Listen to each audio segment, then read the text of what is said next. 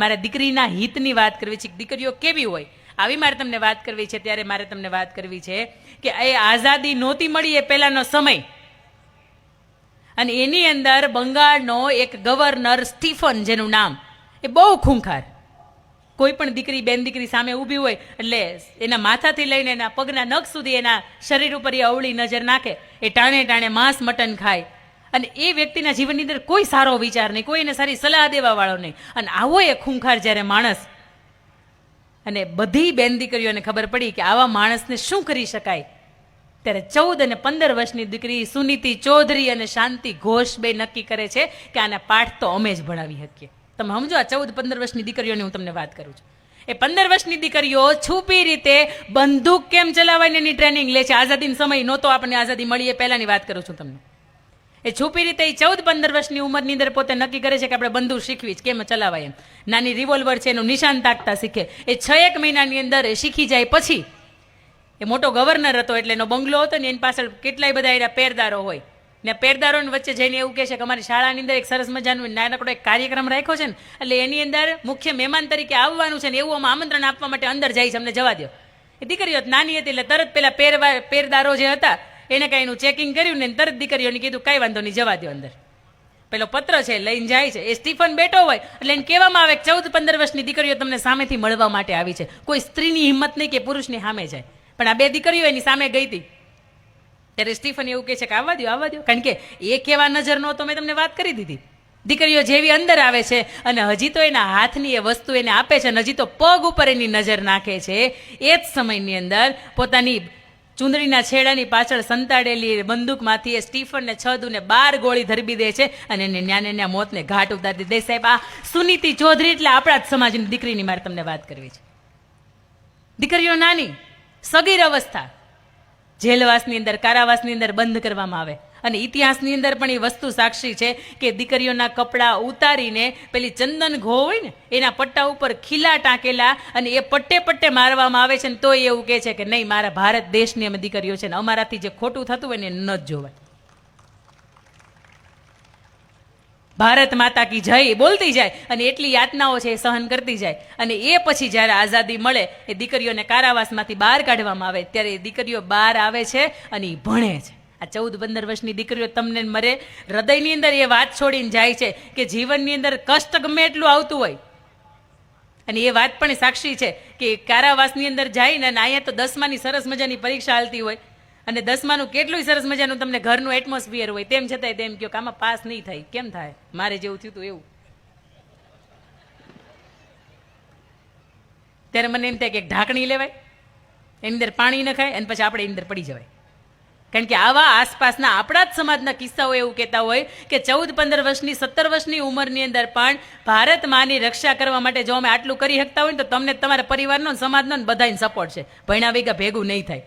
અને આ મારો ખુદનો અનુભવ છે એટલા માટે એ કહી શકાય. એટલા માટે તમારી વચ્ચે ઊભા હોત. 10માની અંદર ડબાન ડ હતા, 55.54% રિઝલ્ટની સાથે જો એવું ને એવું ગાડું આવેલું હોત ને તો હું અત્યારે કોઈ એકાદા ખૂણા બેન તમારે સાંભળતી હોત. પણ અહીંયા આવી શકાય એનું કારણ એ હતું કે એક વખત સમજાઈ ગયું કે આ ભણ્યા વગરનું ભેગું નહીં થાય, ને પછી PhD સુધી પહોંચાણું. પણ વાત તમને હું દીકરી ચારિત્ર્યની કરું છું ત્યારે આ એક સુનીતિ ચૌધરીની વાત મેં તમને કરી. વાત નંબર બીજી મારે તમને કરવી છે. હમણાં દીકરીએ બહુ સરસ મજાની વાત કરી કે 12 વર્ષની ઉંમરમાં કદાચ મારો કોઈ બાવડું પકડી જાય તેને ખબર પડી જાય, તો કોઈ 22 વર્ષની ઉંમરમાં કોઈક હાથ પકડે આડાવડું કોઈક નજર કરે ખબર ન પડે. મારે તમને એ કહેવું છે કે અહીંયા પાણીની બોટલ છે ને, આ પાણીની બોટલ, એક પાણીની બોટલ પડી છે અને એક બાજુ એક ઘીની બોટલ ભરી હોય. તમે સમજો, તમે પશુપાલનની સાથે જોડાયેલા છો, તમને બહુ સીધી ભાષાના હિસાબની અંદર ખબર પડે કે આ પાણીની બોટલની કિંમત કેટલી હશે. જવાબ આપો.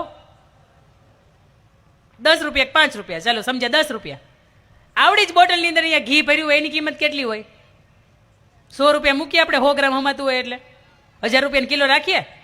હા કે ના તો કેવું મને ખબર પડે તમે જાગો છો એમ. હા હાલો, આ પાણીની કિંમતની બોટલ 10 રૂપિયા અને આની કિંમત 100 રૂપિયા, અને તમને કહો કે એમ કે આપણે એની એક્સચેન્જ કરવીશ. આ કે પાણીની બોટલ તારી, ઘીની બોટલ મારી, તમે કરો. સીધો ગણિત ને, આ ન કરાય. તમારી દીકરીઓને કેવું છે કે તમારી કિંમત છે ને વધારે કિંમતી છે, ને કોઈક પાણી જેવા આવે ને તમને એમ કે ખાલી જિંદગી એક્સચેન્જ કરવી ને ના પડે દેવાય, કે ન થાય. કારણ કે આ ઘી સુધી પહોંચાડ્યું હોય ને એને ઘીને ખબર છે ને તમને ખબર છે કે આજ દૂધ દોયું છે 10 તારીખે, આજ રાત્રે મેળવું અથવા તો સવારમાં મેળવું, એ એક દિવસે જઈવું, એમાંથી છાશ માખણ થઈ, એમાંથી માખણ આપણે ભેગું કર્યું પિંડા ને પિંડા, પછી અઠવાડિયે તમે ગરમ કર્યું, અને એ આજ સોમવાર દોવાનું હોય ને એનું શનિવાર કે રવિવારે ઘી બને. આ અઠવાડિયાની પ્રોસેસમાં જ પાસ થાય છે. એટલે જ્યારે તમારું સત્વ હોય, જ્યારે તમારું ચરિત્ર હોય ને ત્યારે એમાંથી કેટલી મુશ્કેલીઓથી પસાર થયા હોય એ ત્યારે ઘી થયા હોય. અને કોક બે ફદિયાને પાણી જેવા આવે ને એમ કે બદલી નાખવું, ન બદલાય. અને બીજી મારે તમને વાત કરવી છે કે દીકરીઓ હોય ને તો એનો જ્યારે જ્યારે તમે ઉછેર કરતા હોય ને ત્યારે એના વાણીના વસ્ત્રોની અંદર અને એની ભાષાની અંદર ભારોભાર મર્યાદા રાખજો. હમણાં 17 Pro લોન્ચ થયો, સપ્ટેમ્બરનો મહિનો ગયો એટલે આઈફોનની સિરીઝની અંદર 17 નંબરનો ફોન છે એ લોન્ચ થયો. એ દીકરી છે ને એને સરસ મજાનો એના પપ્પા એને ભેટમાં આપ્યો. એટલે આઈફોન લઈને એનું કવર લેવા માટે દીકરી છે એ કવરવાળાને મોબાઈલની દુકાને ત્યાં જાય. દીકરીએ બરોબર એવું કે ઉપરના કપડાં છે એ અડધા પહેરેલા, નીચેના પગથી ઉપરના કપડાં પહેરેલા. એટલે દુકાનવાળો ભાઈ હતો ને આપણા વડીલો જેવો, તરત એને એમ થાય કે નહીં આ ખોટું છે ને એ ટોકાય. દુકાનવાળા ભાઈએ પૂછ્યું બોલો બેટા શું કામ છે? એટલે તરત એ દીકરીએ ફોન બતાવ્યો ને એને એવું કીધું કે આ 17 Pro છે, 17 Pro, મને એનું કવર જોઈએ છે. તરત પેલા દુકાનવાળા કાકાએ પૂછ્યું કે બેટા શા માટે એનું કવર શા માટે જોઈએ છે? તો કે આ મોબાઈલ છે ને એ 1.5 લાખ, 1.25 લાખની કિંમતનો છે, અને પડી જાય ને તો એ તૂટી જાય, અને સ્ક્રેચ પડી જાય, કંઈક કોઈ પણનો હાથ અડી જાય તો એ ગંદો થઈ જાય. એટલા માટે મારું કવર હોય ને તો એનું વ્યવસ્થિત રહે. અને તે દિવસે એ મોબાઈલવાળા કવરવાળા કાકા હતા ને એણે એવું કીધું હતું કે બેટા આની કિંમત તો કદાચ 1.25 લાખ રૂપિયાની જ છે, પણ તારી ખુદની કિંમત છે ને એ કરોડોની અંદર આંકો ને તોય ઓછી પડે. જો આને સરસ રીતે તું ઢાંકવા માટેની મેથામણ કરે તો તારા શરીરને ઢાંકવા માટે તને ક્યારેય વિચાર નથી આવતો, તને કોઈ કહેવાવાળું નથી. અને તે દી દીકરીને સમજાય છે કે નહીં બરોબર છે, જો મોબાઈલને ઢાંકવા માટે હું 200 કે 500 રૂપિયા ખર્ચી શકતી હોય તો મારો આ દુપટ્ટો હોય ને કદાચ એની કિંમત એટલી બધી નથી હોતી. તમે ફાટેલા, તમે એક માર્કિંગ કર્યું કે જે પ્રમાણે ક્રેઝ હોય ને એ પ્રમાણે કંપનીવાળાએ બનાવે. ફાટેલા તૂટેલા કદાચ તમે લેવા જાઓ ને તો એ કેટલા રૂપિયાના આવે ખબર છે? 1000, 2000, 5000, 15000 એટલા રૂપિયાના કપડા આવે બ્રાન્ડવાળા હોય ને. તમે આખે આખું આ મીટર તમે આખે આખું ટાકાનું કાપડ કપાવો ને તો એટલું બધું મોંઘું ન આવે. પણ તેમ છતાં એમ થાય કે 5000 ને ત્યાં લોકો બ્રાન્ડ સ્ટેટસની હમણાં વાત થઈ ને ત્યારે કે સ્ટેટસમાં મૂકવા માટે ગમે તો ઝારા કંપનીનું પહેર્યું છે. ફેર કાંઈ નથી પડતો, પણ તમારી અંદર તો કંઈક સત્વ હોવું જોઈએ ને. તમે બોલો ને ત્યાં પૈસા પડી જતા હોય તો એ ઝારા કામનું હું? તમારી અંદર કંઈક હોવું જોઈએ ને. એક પ્રસંગ એવો સરસ મજાનો છે કે એક પપ્પા અને એક દીકરી, ઉંમર થઈ ગયેલી બાપની, અને એ મરણ પથારીએ પડેલા છે. અને દીકરીને એવું કહે છે કે બેટા આપણા ઘરની અંદર એક પથ્થર છે, અને કદાચ આવતીકાલે હવે શું થાય મને ખબર નથી, પણ તારે એમ કરવાનું છે કે આ પથ્થર લઈને તારે બજારની અંદર જવાનું છે, અને આ નાકા ઉપર એક શાકભાજી વેચવાવાળો છે, આ 2 કિલોનો પથ્થર છે, તારે જઈને એને પૂછવાનું છે કે આની કિંમત શું છે. અને શાકભાજીવાળા શાકભાજીનું કામ કરતા હોય એને લગભગ આ તોડવામાં કામ લાગે. 2 કિલો કોઈક દૂધી જોખી જાય, રીંગણા જોખી જાય, બટાકા જોખી જાય, ટમેટા જોખી જાય. એટલે ત્યાં ગઈ એ દીકરી, અને બાપે ના પાડી હતી બેટા તારે વેચવાનો નથી, ખાલી એની ભાવ જ પૂછવાનો છે. દીકરી ત્યાં ગઈ ને એને પૂછ્યું કે આ પથ્થરની કિંમત તમે શું આપી શકો? આ 2 કિલોનો છે.